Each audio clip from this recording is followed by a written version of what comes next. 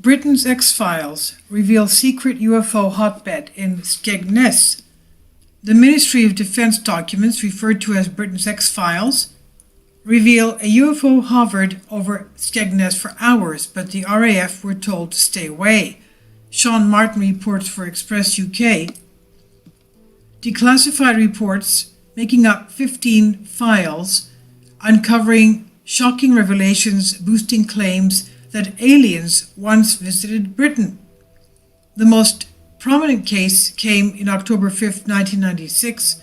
That's when several witnesses reported seeing rotating flashing lights above the Wash in Skegness in Lincolnshire. That's on the east coast of England, facing the continental European area. Despite panic among locals, the RAF was overruled at the highest level and told to ignore the potential threat. Police statements from the time reveal witnesses reporting seeing bright flashing red, blue, and white lights hovering stationary in the sky. The lack of response from British officials prompted strong criticism of them. The then Defense Secretary Michael Portillo, which described the military's lack of reaction as an absolute shambles. A letter from the unnamed government official on House of Commons headed paper read, quote, "I am very concerned about an incident that occurred off the Anglian coast recently involving a visual unidentified flying craft sighting which was correlated by various different military radar systems." So it was picked up on radar as well. The letter adds that it was incredible that no aircraft were scrambled when an uncorrelated target was picked up so close to the coast. Well, that goes without saying, because it could have been an enemy craft of some type and it would have been invading UK territory. So UK Air Force had to go and scramble and get it out of the way, unless they believed it was a UFO and were scared to go up. Now, the unnamed writer then asks why RAF Coningsby, which was stationed just a few miles away, were overruled at the highest level, and why police recordings of the incident disappeared into the bowels of your ministry's main building, they said, in a revelation which is bound to excite alien conspiracy theorists.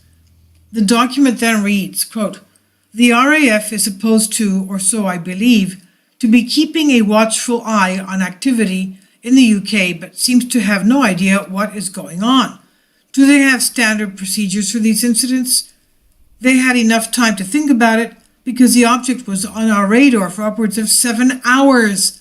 7 hours? And they didn't scramble it?"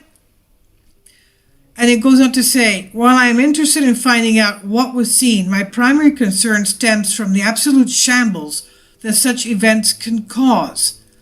End quote. The documents state that following an official probe, experts concluded that it was a natural phenomenon stemming from a celestial source, whatever that means. The closed case reads, quote, "The prolonged sighting of stationary colored flashing lights reported by the Skegness police on October 5, 1996, had no significance for the integrity of UK airspace, and no associated air vehicle was detected by civil or military radars."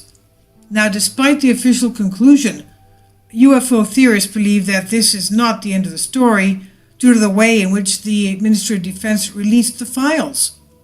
Nick Pope, a former Ministry of Defense employee who worked for the government's UFO project in 1991 to 94, said, quote, "The release of these real-life X-Files shows that the UFO mystery lives on and that there's still huge interest in this fascinating topic. These files will give people a revealing insight into the bizarre and intriguing aspect of Ministry of Defense business.